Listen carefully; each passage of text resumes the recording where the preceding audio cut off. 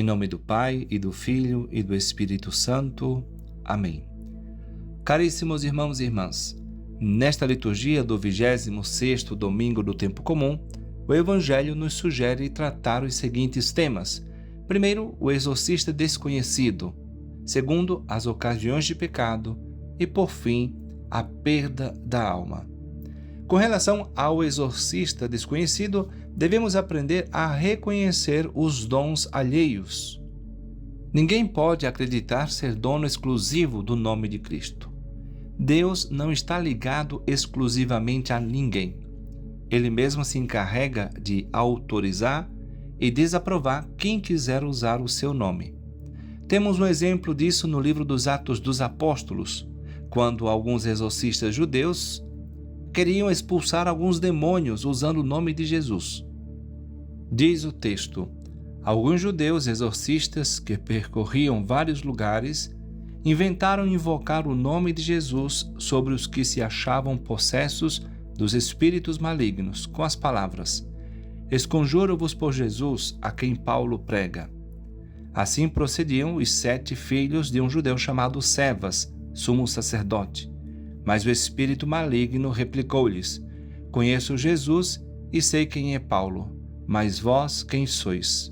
Nisto, o homem possuído do espírito maligno, saltando sobre eles, apoderou-se de 2 deles e subjugou-os de tal maneira que tiveram que fugir daquela casa feridos e com as roupas estraçalhadas.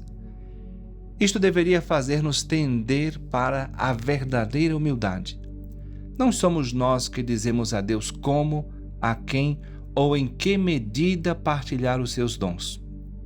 Devemos manter os olhos abertos para os dons que Ele reparte em maior ou menor medida aos outros.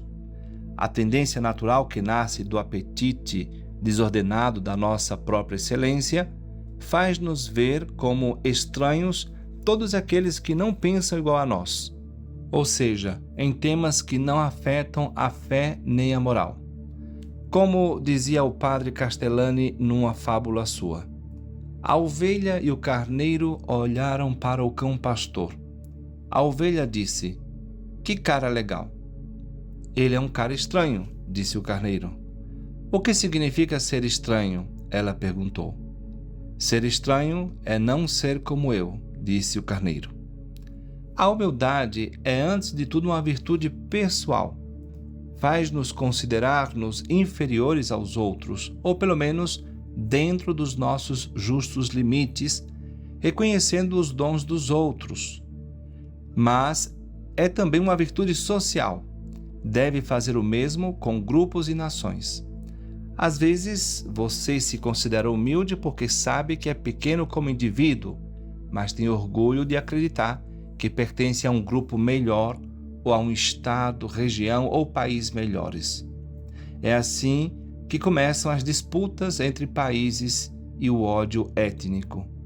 Ninguém está isento desta tentação. É por isso que devemos estar sempre conscientes de que não somos de forma alguma os melhores. Um outro tema do Evangelho deste domingo é o da ocasião de pecado.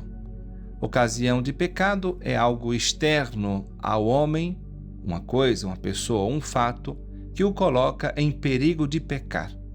Assim, por exemplo, é uma ocasião para o pecado um livro, revista, site ou rede social com figuras obscenas, uma piada ou música de duplo sentido, um filme ruim, um vestido imodesto, um olhar provocador, um mau programa de televisão. Quais são os tipos de ocasião de pecado? Uma ocasião pode ser próxima ou remota. Entende-se por ocasião próxima uma coisa, uma pessoa ou um fato que nos faz facilmente cair no pecado.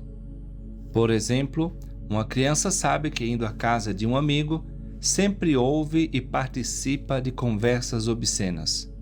Neste caso, essa criança está enfrentando uma ocasião próxima de pecar. Já por ocasião remota, entende-se uma coisa, uma pessoa ou um fato que não implique perigo de queda fácil. Por exemplo, uma criança vai à casa de um amigo que às vezes conta piadas inapropriadas que dificilmente aceita. Essa criança está diante de uma ocasião remota de pecar.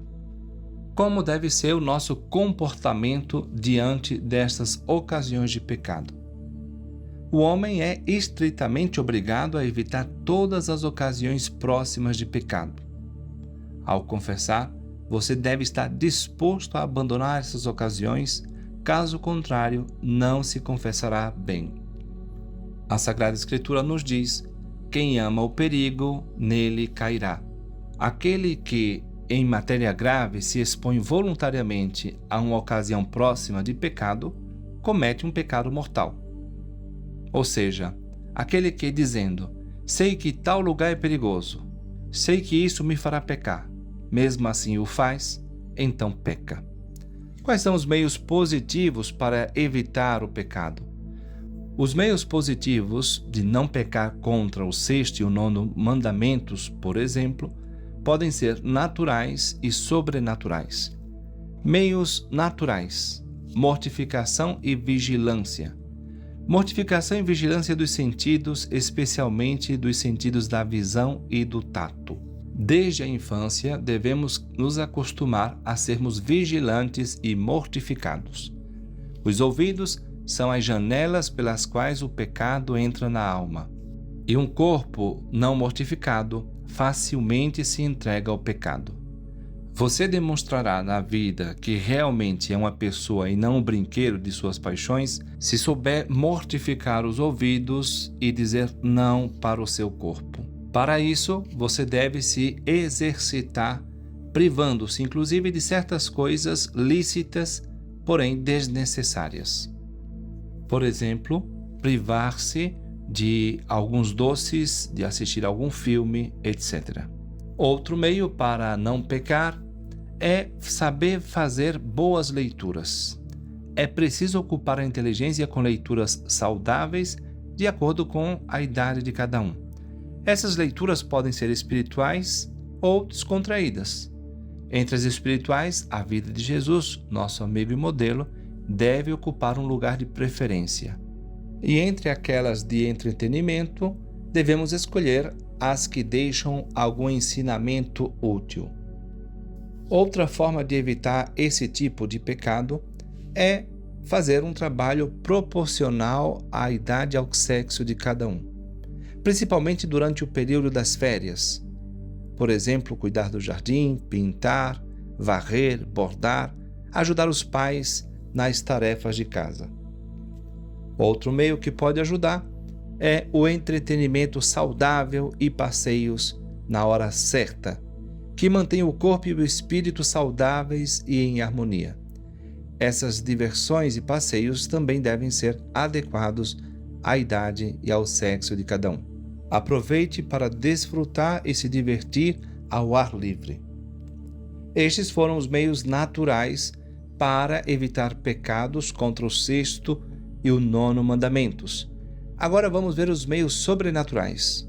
O sobrenatural significa que toda pessoa que deseja evitar cair contra o pecado de sexto e nono mandamentos precisa principalmente de 4 meios: a oração, o pensamento da presença de Deus, os santos sacramentos da confissão e da comunhão e a devoção à Santíssima Virgem. A oração. Jesus disse: vigiai e orai para não cair em tentação. A oração é necessária para fortalecer o espírito e poder vencer as tentações. O pensamento da presença de Deus. Quando alguém lembra que Deus nos vê sempre e em qualquer lugar, será difícil cair em pecado. A presença de Deus também traz a memória do inferno e do céu. Os santos sacramentos da confissão e da comunhão, através dos quais a pessoa é corrigida dos seus maus hábitos, se os tiver, ou é preservada deles. Através da comunhão, a pessoa fortalece o seu espírito para lutar contra as paixões desordenadas. E também a devoção à Santíssima Virgem, pois o devoto da Mãe de Jesus sempre recebe graças especiais para sair vitorioso nessa luta. Meus irmãos, afirma nosso Senhor no Evangelho de hoje: É melhor entrar no reino de Deus com um só olho do que, tendo os dois, ser jogado no inferno, onde o verme deles não morre e o fogo não se apaga. Passemos agora a falar do terceiro tema que nos havíamos proposto, que é a perda da alma. Triste coisa será, mas será possível. Perder a alma é perder tudo. Pensemos, em primeiro lugar, na grandeza desta perda. Perde-se tudo porque se perde o mais importante e sem a possibilidade de recuperar. É uma perda total e por nada. Perdendo a alma, tudo se perde. Por isso dizia Santo Inácio a São Francisco Xavier, de que vale o homem ganhar o mundo inteiro se vier perder a sua alma. É a perda total porque o resultado desta perda é a condenação eterna. Só há duas eternidades, entre as quais não existe um meio termo. Quem não se salva se condena. Deus criou o mundo para a vida eterna. Vosso paradelo é a vida eterna, dizia São Paulo aos Romanos. Às vezes agimos como insensatos, porque cremos na eternidade, mas vivemos como se não crêssemos. Não cremos porque não tememos. Compreendemos o que significa a palavra eternidade? São Felipe Neri dizia: quem não se aplica em salvar a alma está louco. E a Bíblia, no livro do Deuteronômio, diz: se fossem sábios, compreenderiam estas coisas, meditariam em sua sorte final. Disse Jesus ao rico insensato: nesta mesma noite te será pedido contas a tua alma. Além disso, uma vez que se perdeu a alma, se perdeu para sempre. Morre-se uma só vez. Perder a alma uma vez é perdê-la para sempre. Existem coisas que são irreparáveis. Santo Euséquio dizia: não há erro maior que descuidar do negócio da salvação. Erro que sobrepassa todo erro, porque não tem remédio. Nesta vida em que estamos, todos estamos e somos peregrinos do céu, ainda que caminhando por diferentes caminhos. Devemos agir como pessoas sábias. Como? Primeiro, trabalhando por nossa salvação com temor. São Paulo escreve aos Filipenses: com temor e tremor, trabalhai para a vossa salvação. Segundo, recordando que o reino dos céus deve ser conquistado e que os que ficam de braços cruzados terminam perdendo-o. No Evangelho está escrito: o reino dos céus, os esforçados o conquistam. Uma vez um poeta escreveu: eu, para que nasci? Para salvar-me. Que tenho que morrer é infalível. Deixar de ver a Deus e condenar-me, triste coisa será, mas possível. Possível. E rio, e durmo, e quero folgar-me. Possível. E tenho amor ao que é visível? O que faço? Em que me ocupo? Com que me encanto? Louco devo ser, pois não sou santo.